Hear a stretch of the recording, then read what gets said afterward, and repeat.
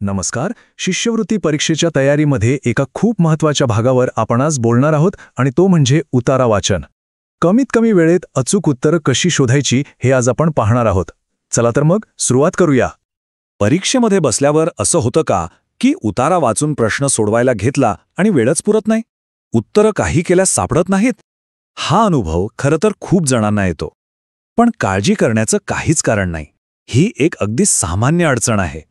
खरं तर ही अडचण म्हणजे आपलं अपयश नाहीये, तर ते एक आव्हान आहे. आणि प्रत्येक आव्हानावर मात करण्यासाठी एक योग्य रणनीती असते, जी आज आपण शिकणार आहोत. त्यामुळे अजिबात घाबरायचं नाही. मी तुम्हाला काही अशा सोप्या युक्त्या सांगणार आहे, ज्या वापरल्या की बघा, वेळेत आणि एकदम अचूक उत्तरं मिळतील. तर मग ही उत्तरं शोधण्याची गुरुकिल्ली आहे तरी काय? ही एक सोपी पण खूप प्रभावी पद्धत आहे. ही पद्धत वापरली की प्रश्न सोडवणं अगदी सोपं होऊन जाईल. चला पाहूया काय आहे ते. ही 3 पायऱ्यांची पद्धत नीट लक्षात ठेवा. सगळ्यात महत्त्वाचं, आधी उतारा नाही वाचायचा, आधी प्रश्न वाचायचे. मग त्या प्रश्नांमधले महत्त्वाचे शब्द म्हणजे कीवर्ड्स ओळखायचे. याने काय होतं, आपल्याला एक दिशा मिळते की नक्की शोधायचं काय आहे, आणि मग उतारा वाचायला घ्यायचा. असं केल्याने आपलं लक्ष थेट उत्तरांवरच जातं, नाही का? आता या मूळ पद्धतीला अजून प्रभावी बनवण्यासाठी हुशारीने वाचन कसं करायचं याच्या काही टिप्स पाहूया. यामुळे आपला वेग आणि अचूकता दोन्ही वाढेल. उतारा वाचताना प्रत्येक शब्दावर अडकून बसायचं नाही, फक्त एक वेगाने नजर फिरवायची. याला स्किमिंग म्हणतात. म्हणजे मुख्य कल्पना काय आहे ते कळतं, आणि जिथे वाटलं की अरे इथे उत्तर असू शकतं, तिथे पेन्सिलने हलकीशी खून करायची. आणि एक उत्तर बरोबर वाटलं तरी घाई नाही करायची. बाकीचे पर्यायही काळजीपूर्वक तपासायचे. चला तर मग आता जे काही आपण शिकलो त्याचा प्रत्यक्ष सराव करून बघूया. मी एक उतारा आणि त्यावरचे काही प्रश्न देतो. आपण सगळे मिळून ते सोडवूया. तयार आहात? हा आहे आपला पहिला उतारा. एका राजाबद्दल आहे ज्याला खूप धन मिळवायचं होतं. पण थांबा, उतारा वाचायचा आधी काय करायचं? बरोबर, आधी प्रश्न बघायचा. आपली पद्धत विसरायची नाही. तर आपला पहिला प्रश्न आहे, साधूने राजाला काय सल्ला दिला? यातले महत्त्वाचे शब्द कोणते? साधू आणि सल्ला.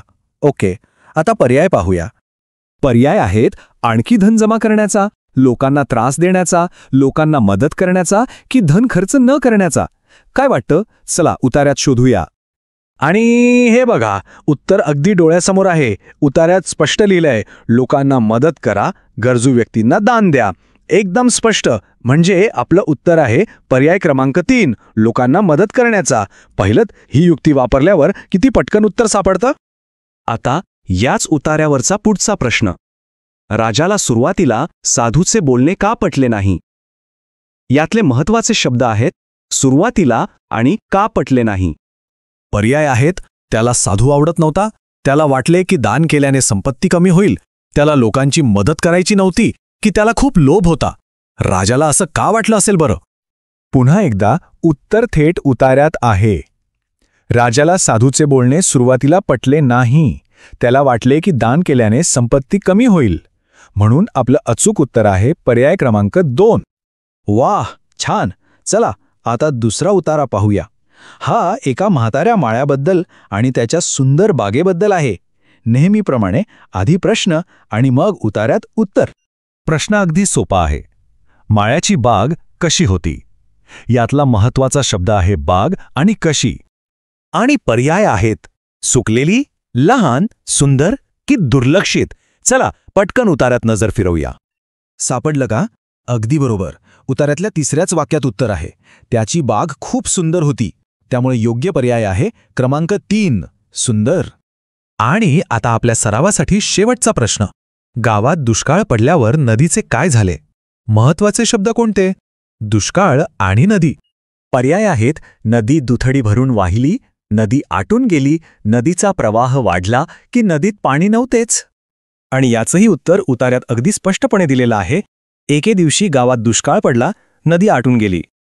म्हणून अचूक उत्तर आहे पर्याय क्रमांक 2. तर मग आता ही गुरुकिल्ली आपल्या हातात आली आहे. पण परीक्षेच्या वेळेवर विजय मिळवण्यासाठी आणखी 2 गोष्टी लक्षात ठेवणं खूप गरजेचं आहे. पहिली आणि सगळ्यात महत्त्वाची गोष्ट म्हणजे नियमित सराव. या 3 पायऱ्यांच्या पद्धतीने जितके जास्त उतारे सोडवाल ना, तितका तुमचा वेग आणि अचूकता दोन्ही वाढेल.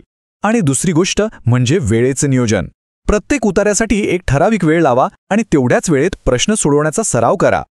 आणि सर्वात शेवटी एक गोष्ट नेहमी लक्षात ठेवा. प्रश्न सोडवताना अजिबात घाबरू नका. स्वतःवर विश्वास ठेवा. आपण योग्य तयारी केली आहे आणि यश नक्कीच मिळणार. परीक्षेसाठी खूप खूप शुभेच्छा.